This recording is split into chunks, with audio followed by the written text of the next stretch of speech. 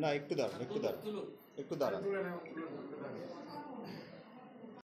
আমি নাজিরপুর নগরের আইসি শহীদুল ইসলাম। আজকে ভোর ৫টার সময় গোপন সংবাদের ভিত্তিতে জানতে পারি যে জয়ন্ত নদী দিয়ে একটি কন্টন দুষ্কৃতিকারীরা নিয়ে যাচ্ছে।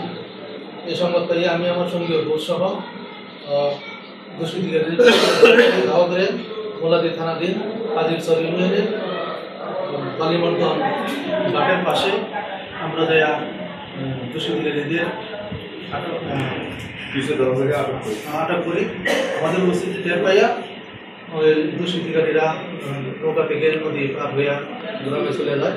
আমরাও পিছনে পিছনে দাওয়া করি, এলাকাবাসী সহ আমাদেরকে সহায়তা করে আমরা ৫ জনকে গ্রেপ্তার করি এবং অবৈধ তাদের কাছ থেকে এগুলো আমরা একটি ইঞ্জিন চালিত নৌকা সহ উদ্ধার করি। এই ঈদে জামা জুতো অ্যাক্সেসরিজের ডিসকাউন্ট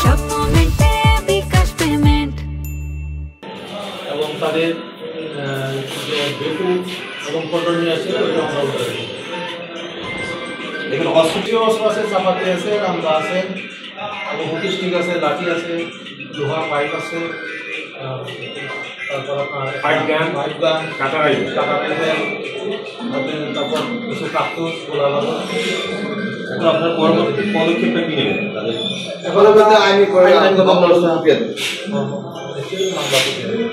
সংশ্লিষ্ট আইনে মামলার প্রক্রিয়া।